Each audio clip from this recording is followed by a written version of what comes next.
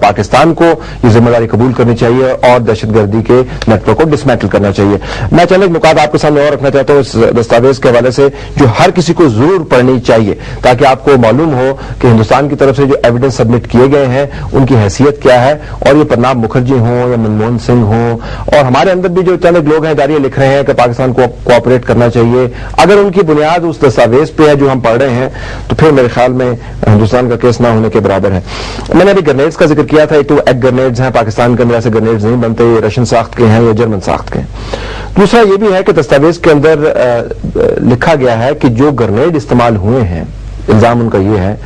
یہ وہی گرنیڈ ہیں جو بمبے کے اندر 1993 کے حملوں میں استعمال ہوئے اور اس کے بعد 2001 میں پارلیمنٹ کے اٹیک میں بھی استعمال ہوئے. یعنی دہشت گرد وہ تمام مواد اپنے ساتھ لے کے ہندوستان گئے جس سے وہ یہ ثابت, اور پھر بطور شواہد چھوڑ بھی دیا, جس سے وہ یہ ثابت کرنا چاہتے تھے کہ بمبے کے حملے تو ہم نے کیے ہی ہیں کیونکہ ہم پاکستان سے آئے ہیں. اس کے علاوہ 2001 میں بھی ہم ہی لوگ تھے اور 1993 میں بھی ہمارا ہی گروپ تھا. یعنی دہشت گردی سے سب کو بچنا چاہیے, لیکن اگر کسی ملک میں دہشت گردی ہوتی ہے تو ایسے دہشت گردوں کے لیے دعا کرنی چاہیے جو یہ بتائیں کہ جناب ہم نے یہ کام کیا ہے موجودہ, نہ صرف ہم نے یہ کام کیا ہے بلکہ ہم اگلے جہان جانے سے پہلے آپ کو یہ بھی بتا دیں کہ 1993 میں بھی ہم ہی تھے اور 2001 میں بھی ہم ہی تھے. یا تو یہ لوگ بہت شاطر تھے یا بہت بیوقوف تھے یا کچھ اور قصہ ہے, آئی کانٹ انڈرسٹینڈ. اچھا, ایک طرف اس دستاویز کے اندر یہ لکھا گیا ہے کہ ان دہشت گردوں کے لیے جو ویپن ہینڈلنگ کی انسٹرکشنز ہیں وہ اردو میں لکھی ہوئی ہیں. یعنی یہ اتنے نابلد قسم کے لوگ تھے کہ باوجود اتنی گہری تربیت کے ان کو اردو ہاتھ سے لکھی ہوئی چٹوں کی ضرورت تھی تاکہ ان کو پتہ چلے کہ آئی ڈی کی چوتھی تار ہم نے کہاں پہ لگانی ہے. ایک طرف تو یہ دہشت گرد ہیں, دوسری طرف اگر اس ڈاکومنٹ کا آپ صفحہ نمبر 12, 11, 12 اور 13 پڑھیں جس کے اندر بتایا گیا ہے کہ دہشت گردوں کے سربراہان نے کس طریقے سے وہ ٹیلی فون نمبر اور انٹرنیٹ پروٹوکال حاصل کیے تھے جن کے ذریعے وہ بمبے کے حملہ آوروں کے ساتھ رابطے میں رہنا چاہتے تھے. یعنی ایک سر چکرا دینے والا عمل تھا جس سے یہ لوگ گزرے تاکہ وہ نمبر حاصل کریں جن کے ذریعے یہ ان لوگوں سے بات کریں جو بمبے کے اندر موجود تھے. میں تفصیلات میں آپ کو نہیں ڈالنا چاہتا, آپ خود پڑھ لیں. میری جو انفارمیشن ہے ٹیکنالوجی کے بارے میں وہ بالکل ہی واجبی سی ہے, نہ ہونے کے برابر ہے, لیکن ان لوگوں نے, یعنی اب ان لوگوں کی بات کر رہے ہیں جو ماسٹر مائنڈز ہیں, انہوں نے VoIP calling platforms establish کیے, انہوں نے ورچوئل نمبر اسٹیبلش کیے, انہوں نے ایک کمپنی بنائی کال فونیکس کے نام سے اور ہندوستان میں سے ایک فیک نام کھڑک سنگھ نے اس کو رجسٹر کروایا. پھر اس کے علاوہ ڈائریکٹ انٹرنیشنل ڈائلنگ کے نمبر لیے, پھر اس کے علاوہ مختلف کلائنٹس کو بیچ میں انوالو کیا اور آسٹریا سے گھما کے اور امریکہ کے نمبر لے کے انہوں نے 100 پردوں میں خود کو چھپا لیا. یہ تمام مقصد اس ایکسرسائز کا یہ تھا کہ جو لوگ اس مشن کو پلان کر رہے ہیں وہ کہیں ظاہر نہ ہو جائیں. لیکن جناب یہ لوگ جو خود کو 100 پردوں میں چھپانے کے لیے اتنے پاپڑ بیل رہے تھے, جب بمبے کے دہشت گردی کے واقعات شروع ہوتے ہیں تو یہ کیا کرتے ہیں, یہ کال کر رہے ہوتے ہیں براہ راست سیٹلائٹ فون کے اوپر اور ان کو بتا رہے ہوتے ہیں کہ آپ اس طرح کریں, اس 4 افراد میں سے 2 مسلمانوں کو علیحدہ کر دیں اور 2 کو مار دیں. آپ اس طرح کریں کہ فلاں جگہ پر نریمان سینٹر کے اندر یہودیوں کے خلاف ہمارا جہاد ہے, آپ اس جہاد کو جاری رکھیں اور مرنے سے خوف نہ کھائیں. اوبرائے ہوٹل کے اندر ان کو کہہ رہے ہیں کہ دیکھیے تلاش کیجئے گا کہ یہاں پر اگر ہندوستانی وزیر ملے تو ان کو یرغمال بنا لیں اور ان سے جو مرضی اپنی بات منوا لیں. یہ لوگ یا تو اپنے آپ کو 100 پردوں میں چھپانا چاہتے تھے جس کے لیے انہوں نے اتنے پاپڑ بیلے کہ وہ تمام نمبر حاصل کیے جس کا میں نے ذکر کیا, یا پھر خود کو ظاہر کرنا چاہتے تھے. You can't have the same group trying to do 2 different things. ایک طرف سے چھپا رہے ہیں اور دوسری طرف سے اتنے بیوقوف ہیں کہ فون کر رہے ہیں, کہہ رہے ہیں جی کہ آپ یہ کریں اور یہ کریں. یعنی یہ وہ تفصیلات ہیں جن کو آپ پڑھیں تو پتہ چلتا ہے کہ یہ انتہائی الجھن زدہ اور مخمصوں کے مارے ہوئے دہشت گرد ہیں. ایسے دہشت گرد شاید آپ کو دنیا میں کئی نہیں ملیں گے جن کو یہی پتہ نہیں ہے کہ ہم نے خود کو ظاہر کرنا ہے یا چھپانا ہے. پھر آپ یہ بھی دیکھیں, ابھی آپ کے سامنے اس وقت وہ ایکسرپٹس ہیں جو انٹرسپٹس کے طور پہ اس کا حصہ بنائے گئے ہیں, اور آپ دیکھیے گا کہ جب نریمان سینٹر جہاں پر یہودی موجود ہیں وہاں پر جو بات چیت ہو رہی ہے تو دستاویز کے اندر اس مشن کا جو آپ کو تصور ملتا ہے وہ یہ کہ آپ نے یہودیوں کے خلاف جہاد کرنا ہے، یعنی یہ مسلمانوں کا مشن ہے، یہ اس کو اسلام کا جھنڈا اس سے بلند کرنا ہے اور آپ نے یہودیوں کو مار دینا ہے۔ ظاہر ہے اسرائیلی سے بڑے نالا ہوئے ہوں گے اور دنیا بھی کہیں گے کہ جناب کیسے فینیٹک لوگ ہیں، یہ تو یہود اور مسلمانوں کی پرانی جنگ ہے جو ہندوستان کی سرزمین پر لڑی جا رہی ہے۔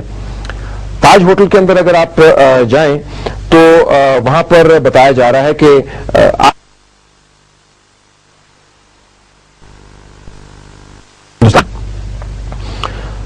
اوبرائے ہوٹل کے اندر فہد اللہ صاحب کو یہ کہا جا رہا ہے کہ آپ لوگوں کو قتل کر دیں،